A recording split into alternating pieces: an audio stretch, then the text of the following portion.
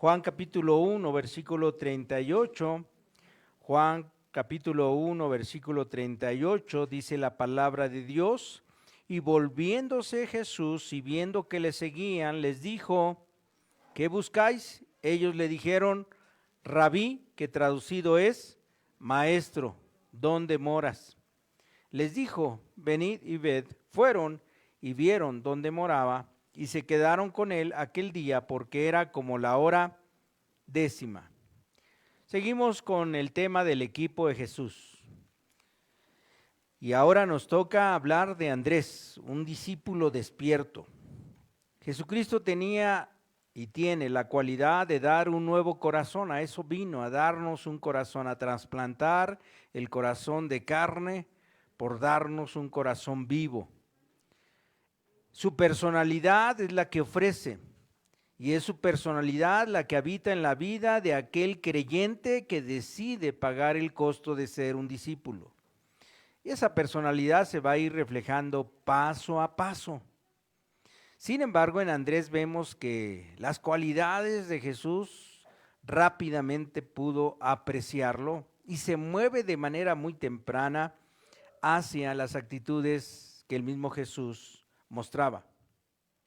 En este caso, en Juan capítulo 1, versículo 38 y 39, vemos que estaban dos discípulos de Juan el Bautista.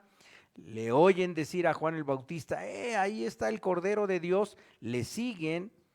Y entonces Jesús los invita a entrar en su casa. Fue una tarde, una noche muy especial, muy intensa. Estos dos discípulos eran Juan y Andrés. Juan, su hermano mayor, era Jacobo, y Andrés, su hermano mayor, era Pedro, Simón Pedro. Todos hemos escuchado de Pedro, ¿verdad? Pedro es muy famoso en los evangelios, se habla mucho de él. Cosas buenas y cosas malas. Jesús lo ubicó como líder, y él, después de que Jesús ascendió, llegó a predicar multitudes. Fue líder de la iglesia indiscutible en los primeros tiempos. Sin embargo, ¿quién era Andrés? Andrés se esconde en la Biblia y parece que no juega algo en específico. Sin embargo, este anonimato de Andrés no lo es tal. Vamos a ir con lupa escudriñando los versículos donde se le menciona. Y es importante entender que no todos podemos ser como Pedro. Quizás no seamos grandes predicadores de multitudes. O como Juan, discípulo que escribe varias cartas y es muy intelectual y es muy reconocido en las iglesias. Pero nos debe quedar claro que discípulos como Andrés tienen un valor especial, estos discípulos anónimos, un valor muy especial en el reino de Dios.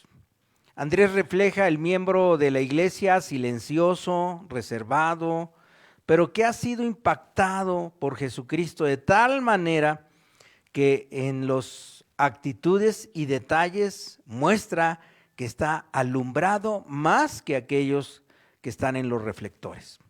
Y vamos a ver estas cualidades de Andrés, el discípulo despierto, pero a la vez anónimo. ¿Les parece que inclinemos nuestra cabeza? Vamos a inclinar nuestra cabeza. Amado Padre Celestial, te bendecimos y alabamos, agradecidos porque en ti tenemos la oportunidad de encontrar un camino y una vida.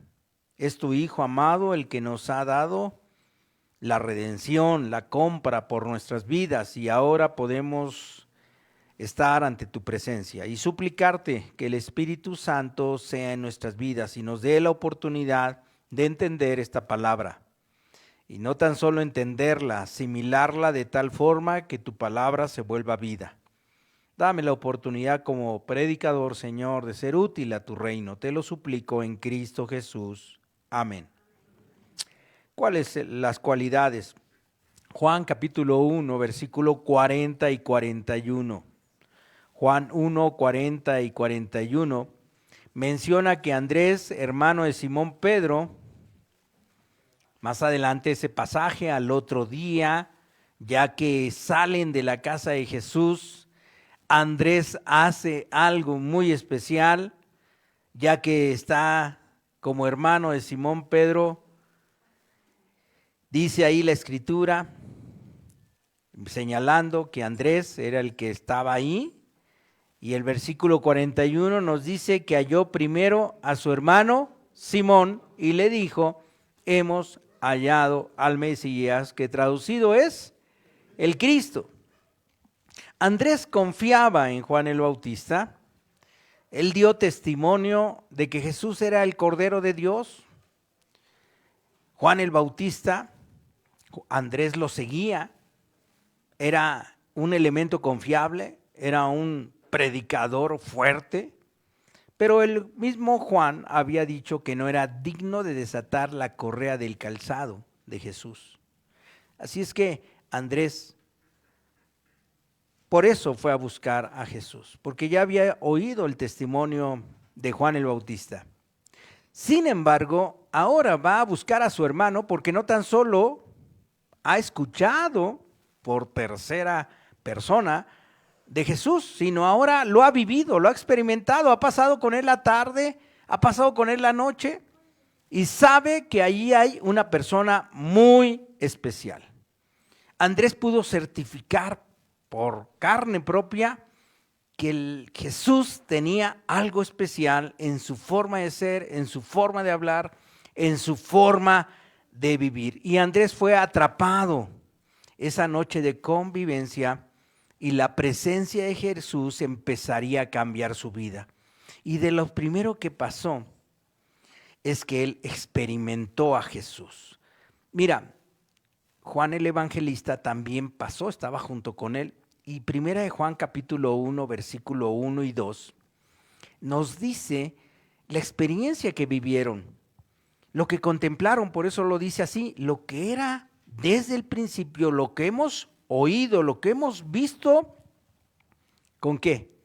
Con nuestros ojos, lo que hemos contemplado. Es más, no tan solo lo contemplamos, sino lo palpamos con nuestras manos.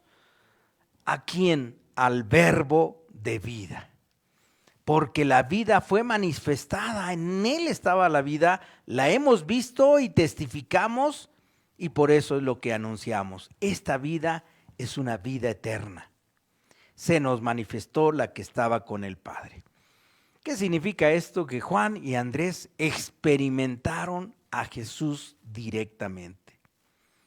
Habitó con Jesús, durmió esa noche, convivió, comió y hasta durmió con Jesús. Y fíjate lo que dice Juan 1:14, me voy a ir a 14, no lo busques porque vas a andar de un lado para el otro, pero es lo mismo que Juan escribiría. Y aquel Verbo que fue hecho carne y habitó entre nosotros y vimos su gloria, gloria como la del único del Padre, lleno de gracia y de verdad. Y es lo que Andrés experimentó. ¿Cómo definirías a Andrés a Jesús? Pues vieras la forma en que platica, la forma en que actúa, la manera en que nos sirvió la cena, la manera en que actuaba, la manera en que manejaba las escrituras y la manera en que expresaba su amor por mí. Yo diría que Él está lleno de gracia y de verdad. ¿Tú cómo definirías a Jesús? ¿Ya entraste en contacto con Él? ¿Lo puedes llegar a definir de alguna manera? Pues eso es lo que Andrés llegó a definir. Yo conozco a Jesús. Y fíjate lo que pasó en él, que llamó a su hermano Pedro. Simón se llamaba, ¿verdad? ¿Qué es lo que había recibido Andrés entonces de su plenitud? Como diría después Juan 1:16, de su plenitud recibimos todos gracia sobre gracia. Y entonces Andrés fue de los primeros que haría lo que después muchos harían para atraer a otros a Jesús. Invitó, reclutó a otros a que también experimentaran lo que él ya estaba experimentando. Eso se llama evangelismo. Y Andrés fue de los primeros evangelistas. ¿Qué significa el evangelismo? Es traer a otros a Jesús.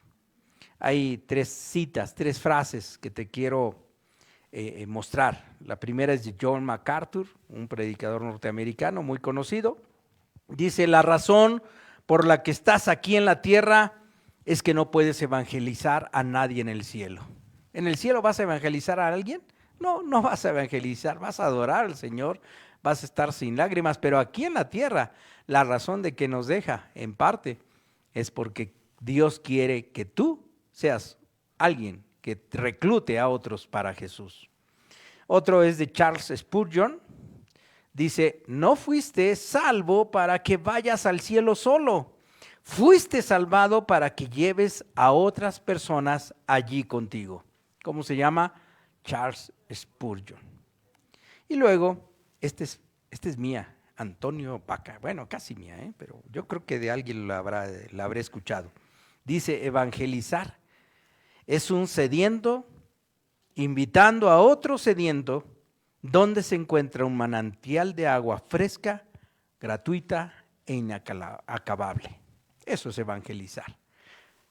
Alguien que se sacia de su sed y ve a otro sediento, pues lo natural es que le diga: oye, ven a saciarte en la misma agua con la que yo me sacio. Eso es evangelizar.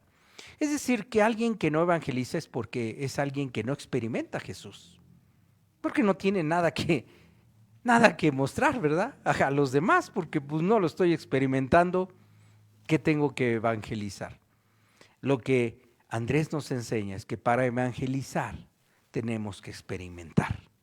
Y sin experimentar no hay evangelización. ¿Tú quisieras experimentar a Jesús como quizás alguna vez lo experimentaste y quizás ya se enfriaste tu ánimo? A mí sí me gustaría, ¿no te gustaría a ti? Amén. Que el Señor nos permita experimentarlo de tal forma, Jesús, que su presencia sea algo deleitoso, de tal manera que querramos atraer a otros a Él. Por otro lado, Andrés era un diligente servicial. Diligente servicial. ¿Puedes escribir, por favor? Es decir, 2 características: diligencia y capacidad de servicio.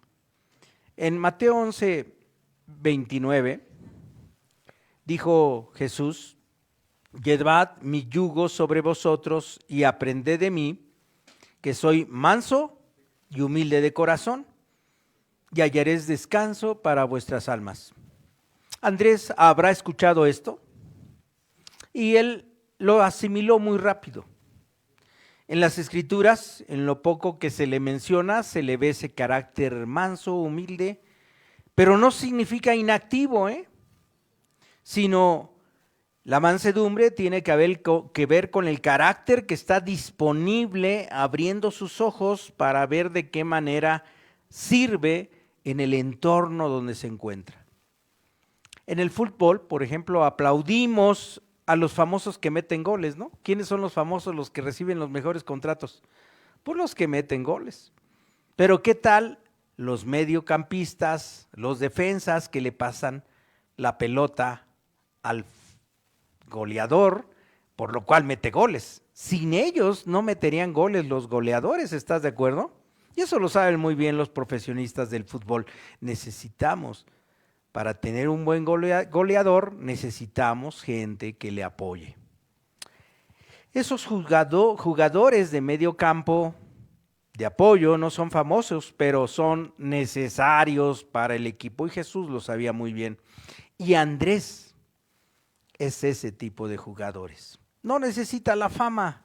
Para él, que gane el equipo, ganamos todos. Y él es un jugador que sabe anticipar, es manso y humilde para no estar centrado en sus propios pensamientos y necesidades y prejuicios, sino para estar buscando de qué manera sirve al equipo. Mira, vámonos a Juan capítulo 6. En el versículo 1 nos habla de la alimentación de 5,000, ¿verdad? ¿Sí? A ver, dígame si sí. Sí, ¿verdad?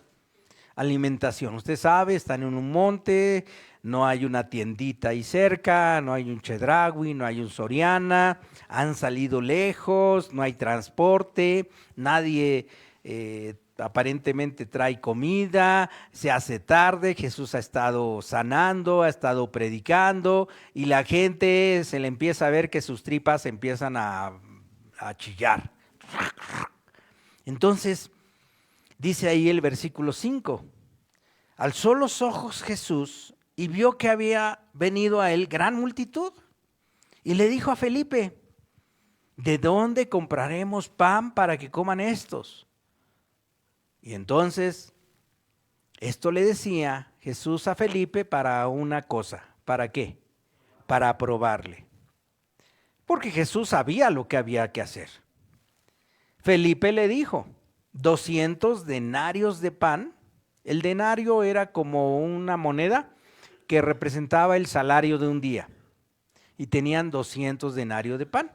Y Felipe hizo las cuentas, no, pues no alcanza para hacer tanta comida para 5,000 personas, hombres, varones que vienen acompañados, unos 20,000 personas con mujeres y niños, no bastarán, eso no alcanza. Había un problema y Juan dice, pues no alcanza. Los otros se quedaron callados, pero fíjate, en el versículo 8 nos habla de un discípulo. ¿De quién? De Andrés. El hermano de Simón Pedro le dijo, aquí está un muchacho. ¿Quién era de los que estaban ahí? El único de los discípulos que había presentado una solución.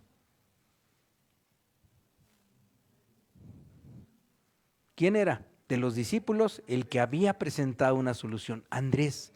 Los demás habían estado escuchando a Jesús, habían visto que sanaba a alguien, pero Andrés, aparte de ver y hacer eso, había estado buscando entre la multitud y había estado preguntando, oye, ¿trajiste algo? ¿Qué traes ahí? Ay, ¿qué hay ahí? ¿Y qué traes? Hola, ¿qué tal? Oye, ¿y qué traes? ¿Y qué traes? Y seguramente preguntó a varios y no encontró. ¿Por qué? ¿Qué había hecho Andrés? Había anticipado ese momento, lo que los otros no. Andrés lo había anticipado. Aquí hay una necesidad, hay gente hambrienta, tenemos un problema, no hay un Chedraui cerca y aunque hubiera, no hay dinero para comprar nada. Tenemos un problema. Y empezó a buscar, ¿traes de comer? A ver, ¿y qué traes? Hola, ¿qué tal? ¿De dónde vienes? ¿No? De Nazaret, de Gualupita, de Tlazal. ¿Y qué traes de comer? No, pues no traigo nada, no, aquí. Mujer, ¿trajiste algo? No. Y Andrés con otro y con. De repente ve a un muchacho y el muchacho trae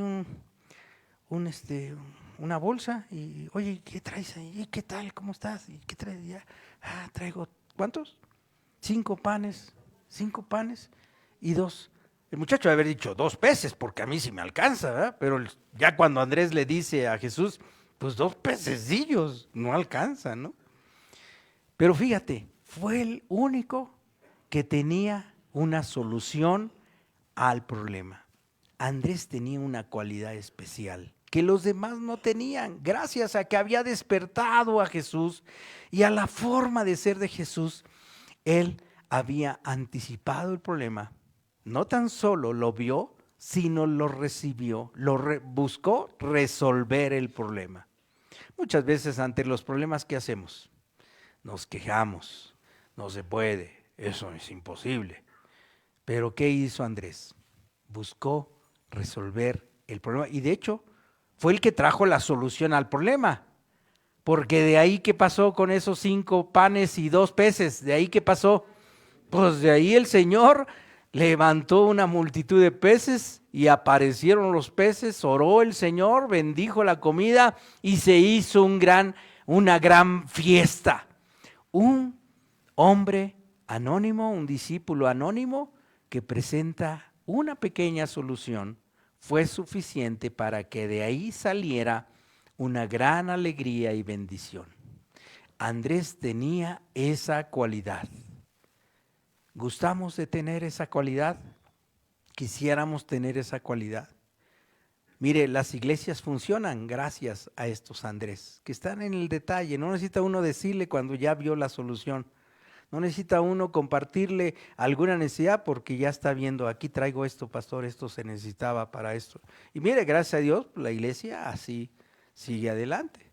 Y yo supongo que no tan solo en la iglesia, ¿qué tal en la familia? Hay quien ante los problemas que hace, se enfurece, ¿verdad? ¿Por qué no compraste tortillas? ¿Ah? Hace eso de lo menos, ¿verdad? Pero ya está. O bien se paraliza, o bien simplemente se queda cruzado de brazos. Pero ¿qué hacen los Andrés? Ven soluciones. Donde hay un problema, ven soluciones. Igual en el trabajo, ¿a quién prefieres tú? ¿A un Andrés o a otros discípulos? Un Andrés, no necesitas decirle la necesidad, está buscando solucionar. Y a los otros, imagínate Jesús hubiera puesto ahí una reunión. A ver, ¿por qué no solucionaron eso ustedes? Miren Andrés cómo lo hizo. ¿Qué hubieran dicho los otros? Pues a nosotros no nos dijiste. Nosotros obedecimos, estábamos ayudando a los enfermos, pero a nosotros no nos dijiste, no era nuestra responsabilidad. ¿No dirían todos así? Y sí es cierto, ¿no? Porque pues sí, no les dije. No fue una orden. Te hubiera dicho, mira, ve y busca entre la gente, y a lo mejor lo hubieran hecho, ¿verdad? Son obedientes, pero no están en el detalle, no están en la actividad de búsqueda de soluciones. ¿Cómo quieres ser tú? ¿Cómo quiere Dios que seamos nosotros, un cristiano? En la familia, en el milagro que se requiere en la casa, en el milagro que se requiere en el trabajo, no se diga en los milagros que se requieren en la iglesia. ¿Cómo quieres ser tú?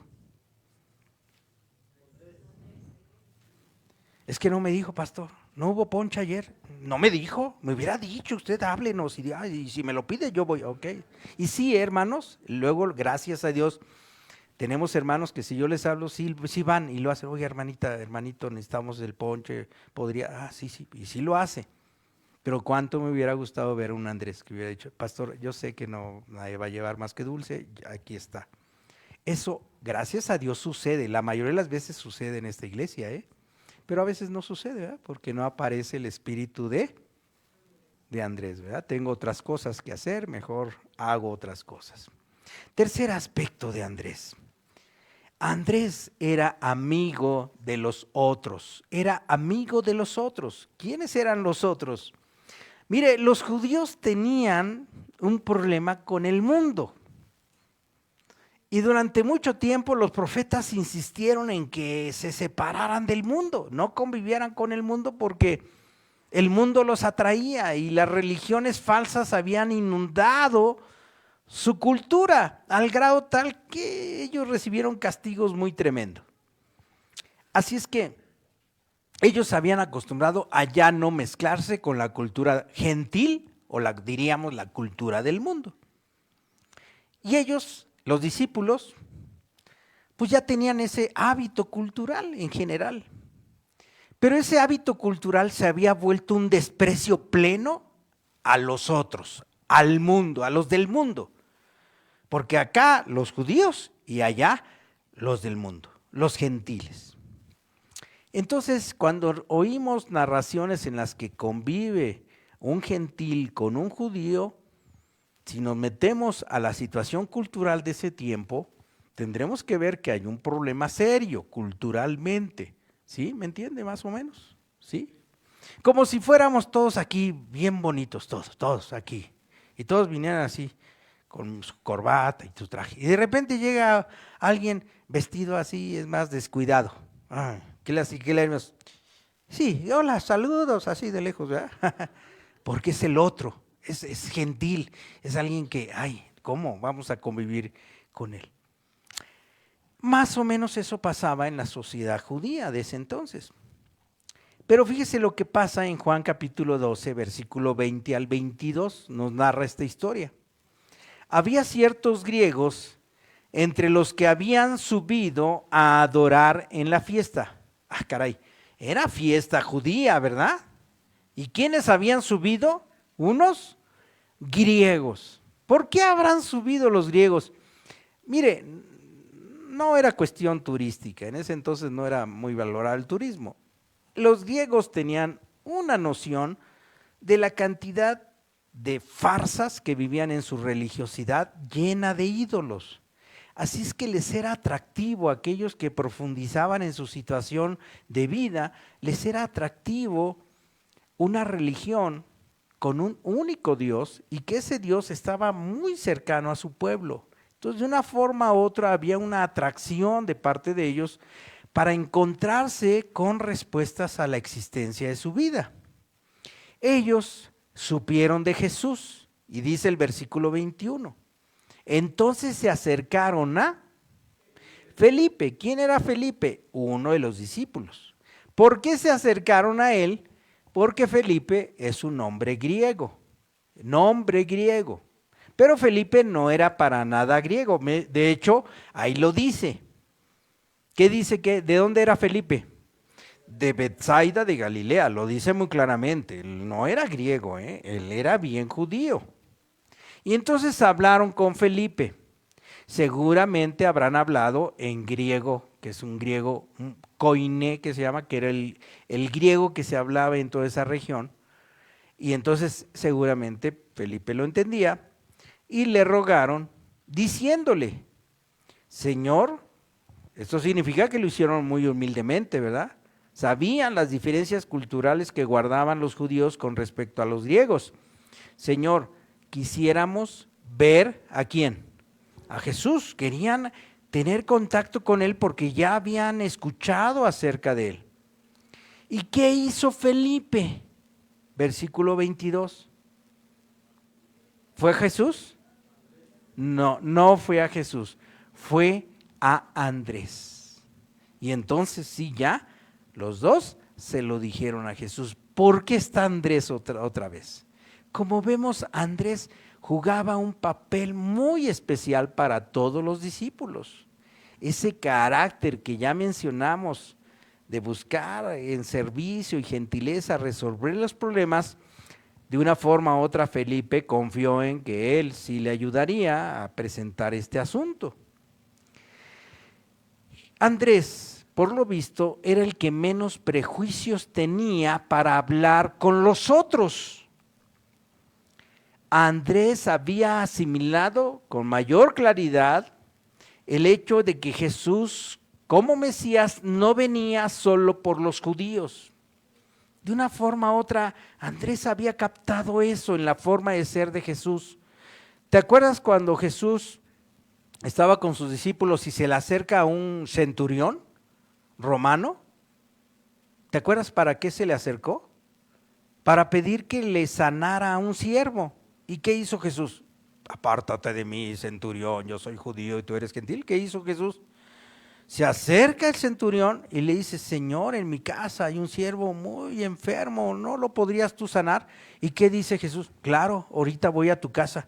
El centurión lo para, no entres en mi casa. El centurión sabía muy bien que Jesús entrando, un rabí judío entrando a la casa de un gentil, iba a ser muy rechazado por su pueblo, pero a Jesús eso no le importó. Y le dice, no, Señor, yo sé que si tú hablas y lo dices, esto se hará, porque yo soy hombre de autoridad y veo que tú también eres un hombre de autoridad. Dilo y será hecho. ¿Y qué hace Jesús? Lo dice, le dice, regresa, desde ahora ya está sano tu siervo. Regresa y hasta ahora ya se sanó el siervo. ¿Qué vio Andrés? Que no rechazó al gentil, sino que Jesús se abrió su corazón a Cornelio. Además, pues evidentemente en la historia bíblica tenemos muchos más contactos de Jesús con los gentiles. ¿Sabes de alguno, por ejemplo? Una muchacha ya grande, que ¿cuántas veces se había casado? 5 veces y ahora no estaba casada, viviendo en adulterio. Y además, ¿de dónde era? ¿De qué país era? Samaria, y samarios y los samaritanos y los judíos no se llevaban. ¿Y qué hace Jesús? Entra en contacto con ella, habla con ella, le ofrece el agua viva y Andrés captó eso. Entonces Andrés ya tenía asimilado el concepto que Jesús quería mostrarles, de que Él era un Mesías salvador del mundo. Juan lo diría así: de tal manera amó Dios al mundo que ha dado a su Hijo unigénito, para que todo aquel que en Él cree no se pierda, mas tenga vida eterna. No dice el mundo judío, dice el mundo. Y de hecho, también Jesús había dicho: Señor, Padre, no te ruego que lo quites del mundo, sino que los guardes del mal. Así es que la personalidad de Jesús la tenía muy bien asimilada, de tal manera que Él estaría recibiendo este mandato de poder llevar a la gente del mundo, al otro, a Jesús.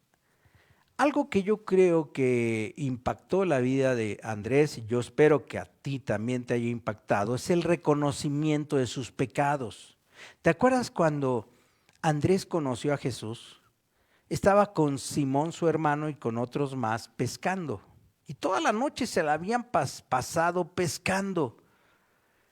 Llega Jesús, hay una gran gente, y les dice: hagan la barca para atrás. Están ahí limpiando.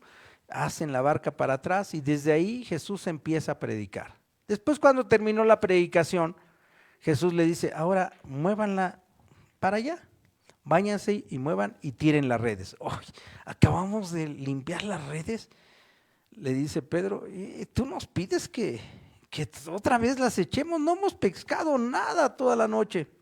¿Y qué hace Pedro? ¿Te acuerdas? Pero en tu nombre, tírale las redes. Así que van todos, tiran las redes, y todos se sorprendieron. ¡Guau! Cantidad de peces que pescaron. ¿Te acuerdas de ese evento milagroso? Y después de eso, cuando llegaron a la barca, Jesús se acerca con ellos, y ¿qué dice Pedro? Apártate de mí, porque soy pecador. ¿Qué había manifestado este contacto, este encuentro con el poderoso Señor Jesús, que además de poderoso era santo? Y Pedro había caído en la cuenta de que era un gran pecador. Apártate, no tienes por qué acercarte, porque yo estoy lleno de inmundicia. Y yo creo que ese impacto que Pedro sintió fue el mismo que experimentó su hermano. Estoy al lado del Santo de Israel, porque así lo nombraba el Antiguo Testamento al Mesías. Él es el Santo de Israel.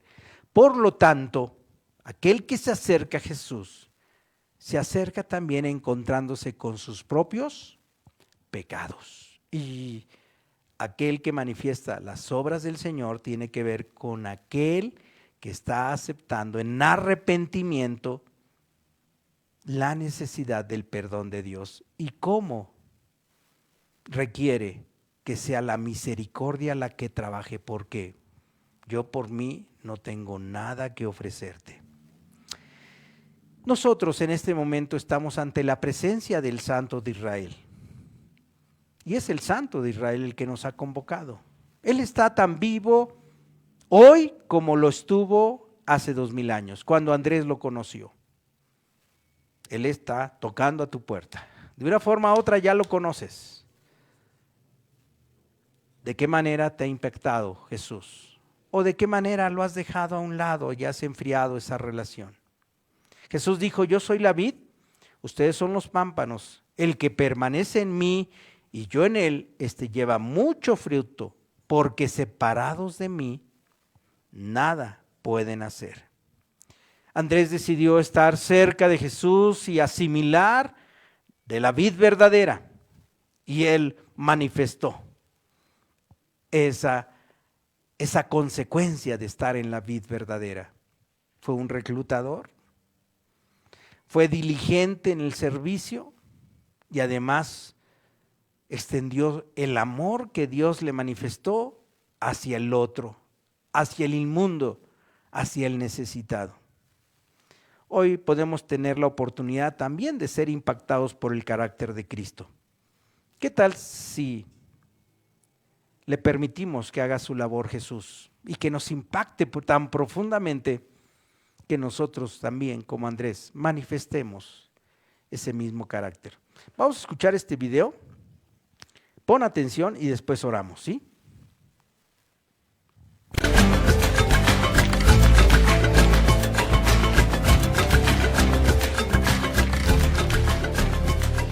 Corremos tras sueños e ilusiones que nacen del deseo de ser felices, de sentirnos útiles. Golpeamos puertas, nos vamos abriendo camino, sin darnos cuenta que alguien está a la espera de nuestro corazón para transformarlo y hacer de nosotros un jugador esencial.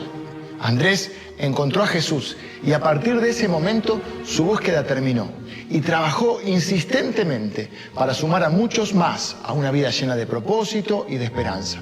Conozcamos a Andrés el reclutador. Lo primero que se puede decir de Andrés es que era el hermano menor de Simón Pedro.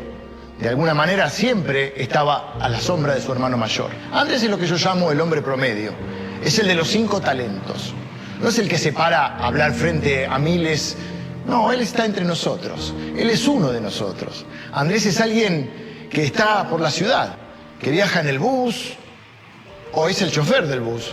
Andrés maneja la camioneta de una empresa, es el taxista, es el que está en el semáforo en el auto de al lado escuchando música. Andrés trabaja en el súper, es cajero o repositor.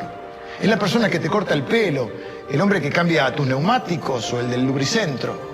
Él puede ser un cajero de banco. Andrés es un servidor en la iglesia. Está recibiendo a la gente o en el estacionamiento o en la seguridad. Él viene temprano, limpia los baños, prepara las instalaciones, maneja el sonido, las luces o la compu. Andrés es absolutamente esencial para que la iglesia funcione. Si no existieran los Andréses de la vida, el mundo no funcionaría y la iglesia tampoco. Me gustaría contarte 3 historias de su vida. Las 3 tocan en esencia el mismo tema. La primera historia está en Juan capítulo 1.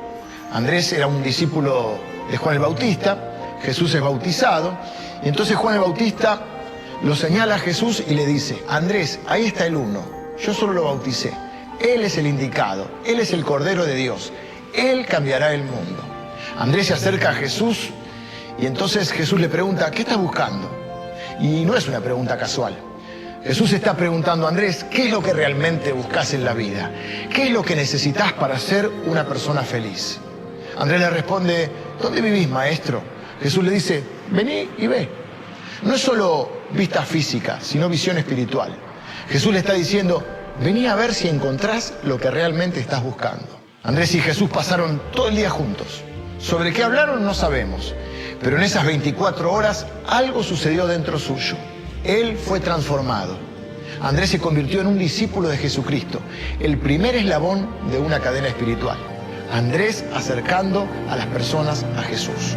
No todos podemos ser como Pedro, pero todos podemos ser como Andrés. Así que el capítulo de hoy no trata de Pedro, quien predicó un gran sermón y se convirtieron 3.000 personas en un día. No es acerca de Juan, quien escribió 5 libros de la Biblia que han tocado a millones de personas. El capítulo de hoy trata sobre el chofer, el carnicero, el peluquero, el empleado, el mecánico, el comerciante, el obrero, el maestro, el contador, el abogado, el arquitecto y cualquier otra profesión que se les ocurra. La historia de hoy trata sobre la persona promedio que sirve en la iglesia y presenta a la gente a Jesucristo. Pienso que a lo largo de la historia de la iglesia ha habido miles de Andréses por cada Pedro. Siempre hay miles de personas comunes por cada uno que sobresale. Lo que quiero decir es que estas personas son absolutamente esenciales para el reino de Dios.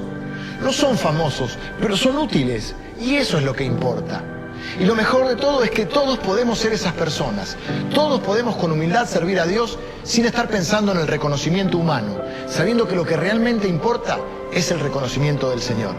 Todos podemos estar cerca de la gente y ocuparnos de ellos. Todos podemos, sin prejuicios, acercar a las personas a Jesús. Estoy pensando en un estudiante de la secundaria que trajo a 2 amigos suyos un sábado al grupo de jóvenes. Ellos no pertenecían a la iglesia ni tampoco sus padres, pero estos amigos conocieron a Jesús y se convirtieron en parte de nuestra comunidad. No sé si este joven alguna vez predicará un sermón y se convertirá en 3.000 personas. No sé si será pastor de una mega iglesia, pero a medida que crezca, ya sabe lo que significa ser un Andrés. Ya experimentó la bendición de ser un instrumento en las manos de Dios. trajo a sus amigos a Cristo, trajo a sus amigos al lugar donde sintió que Jesús estaba presente, al igual que Andrés. Y cada uno de nosotros puede hacer eso con sus amigos, familias, colegas y compañeros. La iglesia necesita millones de Andréses para llevar a las personas a la presencia de Jesús. Por cada Pedro y por cada Juan hay miles de Andréses. Te desafío a que seas uno de ellos, que sirvas al Señor y que atraigas a las personas para que conozcan a Jesús. Y así experimentarás la felicidad que estás buscando. Nos ponemos de pie, por favor, vamos a orar.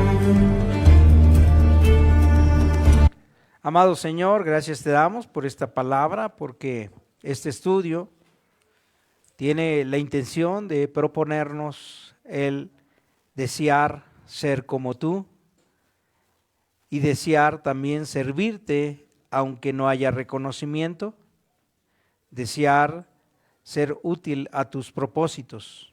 Tú conoces cada uno de nosotros de qué manera esta palabra ha llegado. Y si hay alguien aquí que siente que su corazón se ha ennegrecido, está negro, está vacío, está endurecido, te suplico que toques a su puerta. Y si tú tocaste, Señor, hay alguien sensible aquí a tu palabra. Por algo tenía que hablarse esta palabra hoy. Señor, haz la invitación a su corazón para que quiera, anhele que tú, Señor, transformes su vida. Señor, te lo suplico, abre el corazón de aquel que está sediento, que reconoce que se ha ido más y más concentrado en sí mismo, en sus problemas, en sus egoísmos, y no ha buscado amarte.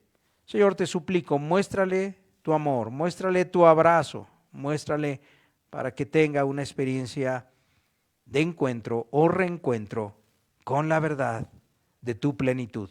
Te lo suplicamos en el bendito nombre de Cristo Jesús. Amén.